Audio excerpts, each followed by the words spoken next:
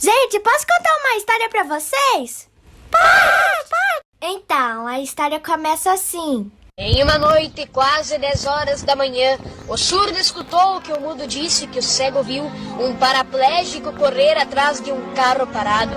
E ali, bem pertinho, num dia frio de 45 graus, uma velha de 15 anos que estava deitada em pé em um banco de pedra feito de madeira, que dizia calada que preferia morrer do que perder a vida.